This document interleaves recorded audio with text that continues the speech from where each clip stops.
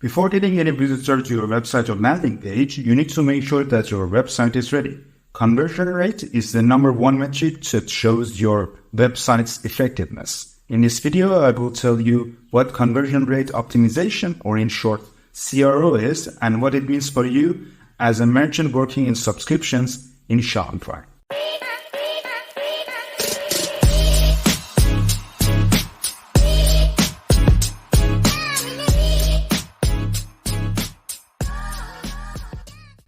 So what is conversion rate? Simply put, it's a percentage of visitors to your website who takes a desired action. This action could be signing up to a newsletter or making a purchase, or in your case, subscribing to a product. It's a very important metric that tells you how effective your website is in turning your visitors into customers. Its calculation is quite simple as long as you have the right data and you know what you're targeting as a conversion rate. For a subscription box, it's your new monthly subscribers to your monthly visits. Imagine if you had 1,000 visitors to your website last month and 50 of them subscribe. In that case, conversion rate would be 5%. What does a good conversion rate look like? It depends on your industry and business. An average for e-commerce stores is between 2.5 and 3%.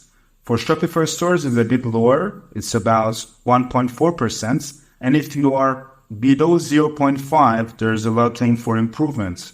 But if you are above 3.3, you are doing exceptionally well, and you are among top 20% of Shopify stores. Now that we've covered what conversion rate is, let's jump into the foundation of any successful CRO strategy, which is data. Here I'm going to talk about 3 resources you can look into, which is available for everyone: Shopify Analytics, Google Analytics, and Lucky Orange. First, let's talk about Shopify Analytics. As a Shopify merchant, you have a wealth amount of data under your fingerprints. Shopify Analytics provides you with the data from your store on its performance, website visits, users' behavior, and a lot else, including conversion rates. To access Shopify Analytics, you can simply go to your Analytics tab here on Shopify store. This is the example store that I have. I don't have any products on this page, so everything is 0. But you can see all the different metrics that you can follow, like total sales and total orders. And if you can see here, there is a tab for online store conversion rate, and with its formula, which is the converted sessions to all sessions. Google Analytics have been around for about 20 years, and website owners have been using this tool to understand what visitors are doing on their websites, where they come from, and where the conversion is happening. And the main advantage of Google Analytics is that it's very customizable as long as you know how to work with the tool. If you connect your website to Google Analytics, you would see the same version, which is a Google Analytics 4. And this is not the data that I'm using for the website. This is just a sample. For conversion, you can come into data display and select the events that you want to choose as conversion. If you go here, there are a lot of events happening on the website, but you can toggle this on and mark it as key events, which is a conversion, and follow that. Here, like add to cart is a conversion here, or add to wish list, or App Store subscription convert. It could be something different on your end. And here, if you go on report and go to, for example, acquisition and user acquisition, your key events would be available here, and you can follow user key events rates. Last tool is Lucky Orange. Lucky Orange gives you heat maps and recording sessions that are visual representations of how users are behaving on your website.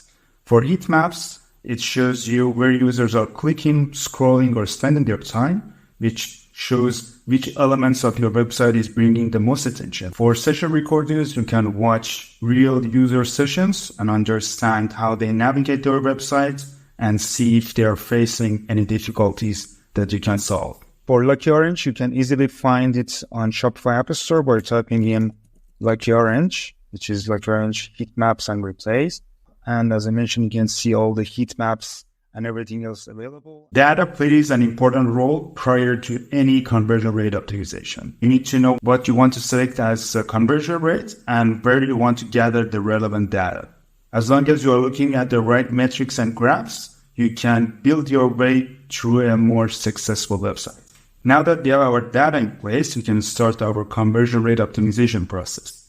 It all starts with your USP, unique selling points. You may know all the tips and tricks of converting your visitors to customers, but as long as you are not providing value to those customers, especially subscribers who will create a relationship with your brand, nothing would be sustainable. You need more data on your target audience, their requirements and pain points, and of course, their current solutions. Pain points are specific problems and needs that your potential customers have. It could be the product that they're looking for, or it could be price or quality. The key to conversion is to understand these pain points and address them with your product.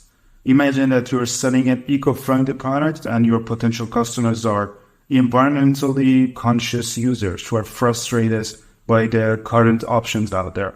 You can position your product as a solution for what they're looking for. One effective way to understand these pain points is through market research. You can do surveys, focus groups, or customer feedback. You can ask your potential customers or even current ones about their needs and issues just to understand who they are, what they need, and what are their current solutions. When you understand this, you can tailor your products and product offerings and fill the gaps. Now that you have knowledge over who your customers is, what they need, and what their concerns are, we can move forward with creating our USP.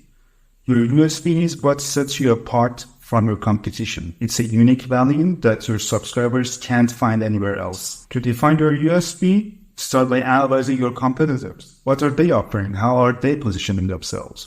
Look for their weaknesses and opportunities that are in the market. You can use frameworks like SWOT to see how you can position your product and services in the market. Your unique selling points could be a superior quality products and a innovative way that you're delivering your products, or a compelling brand story that you have. Once you have identified it, make sure that it's prominently available in your website and any communication that you have with the potential customers. If you're not sure how to do that, check out these guys on LinkedIn. Their daily post is about how to customize your messaging on the website to make yourself unique and different from other competitors. Even though most of the actions you take towards CRO are unique to your website or product, there are some universally applicable tips that you can take to convert your visitors to your customers. Here I'm going to talk about 5 tips that you can implement right away. Tip number 1 is optimizing your website and layout. A clean and intuitive website will help your visitors navigate it easily without any friction. And then there are a couple of things that you can do there. One is to prioritize simplicity and avoiding any clutter. There could be a lot of white space in your website, and your call to action should be very prominent and contrasting color. And they need to have action-oriented wordings like buy now or add to box or something like that. The hierarchy of your website should naturally guide users toward these call to actions, and the navigation on top should have all the information that visitors need. We can put a search box in the navigation, which not only help visitors find the products very easier, but will help you understand why visitors are coming to your website and what they are searching for. And you can optimize your website for mobile, even though Shopify themes are automatically optimized for that. But you need to check your content and buttons on a smaller screen just to make sure that everything works properly. Tip number 2 is increasing website speed and performance. Slow loading websites frustrates users and can lead to higher bounce rates. According to Google, as load speed goes from 1 second to 5 seconds, the bounce rate could increase up to 90%. Compressed images and lazy loading, which is essentially delaying in loading of images and non-critical elements, is already done and available in Shopify themes. And as long as you have the latest version of Shopify themes, most of the high-speed work is already done. However, some applications that you install on your store can decrease the website speed due to their widgets and scripts. So you need to review these apps and uninstall the ones that are putting unnecessary load on your website. One thing you can do when selecting an application is that when you are searching for a specific keyword, for example, here, subscription, and you would see that some of the apps have this badge which is built for Shopify. And in order to get this badge, this application has gone through some performance metrics. If you see here, For performance, Shopify is checking these apps and measuring how they impact the storefront and checkout, so you can be sure that they are the best out there. Shopify itself has a speed report that you can find in analytics parts of your website under reports and search for web performance. You can also use tools like Google's Page Speed Insight and type your URL there and see what speed you are getting in different devices. Tip number 3 is leveraging social proof. Social proof involves showcasing the positive experiences that your previous customers had to make trust with the new potential ones. To leverage the social proof, you need to prominently feature the reviews that your customers are giving on your products onto your product page, make testimonials of customers loving and talking about your product, and put it in a place on your homepage so that everyone could see. And if you're mentioned in media or someplace else, you need to make sure to put it somewhere to make trust for the potential visitors that don't know you, so that they could easily convert to your customers. For product reviews, if I type in product review on Shopify App Store and go in, I can see many top apps in the market. Judge Me is by far the most popular one, but I've used Looks before and they have a great product too, but there are a lot of options out there. A lot of them are built for Shopify, so you can start by using them. Tip number 4 is banners, pop-ups, and lead magnets. Banners are a great way to communicate information with your visitors. They could be on your product page, on your homepage, or even in your checkout. The things you can talk about in your banner is specific sales and discounts that you have. Maybe you have products coming in for a new season, or you will have a delivery for a week that is free and you want your visitors to know. Pop-ups, on the other hand, are a little tricky to use because they could easily annoy your visitors. But if you are doing them right and in the right place, like when they are exiting your website and the pop-up would come out and talk about a last-minute discount that they could have on a specific product, this could convert your visitors very easily. Lead magnets are ebooks, guides, and free samples that you are giving to your visitors in exchange for their contact information so that you can continue a relationship with them and even convert them later on.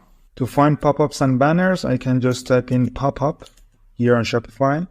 And again, there are a lot of apps for that. Pop converts pop-ups and banners, sales and pop-up improved, like bars and banners, which basically do everything that you want on your website, creating customized options to convert your visitors. Last but not least, tip number 5, create a scarcity.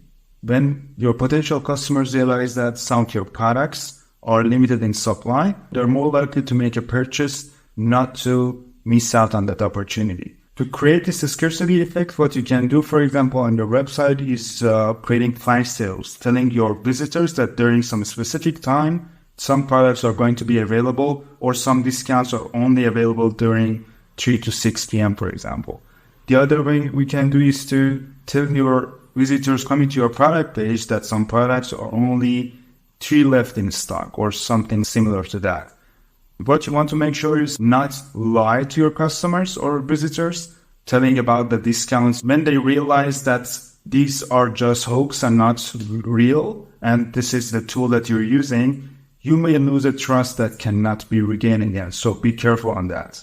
Anything that you do on your website, from pop-ups or banners or product descriptions, can be A/B tested. If you're not sure what to write on your banner or how to create a scarcity for your products, just show different versions of your websites to your visitors, and then you can compare the results and decide which works best.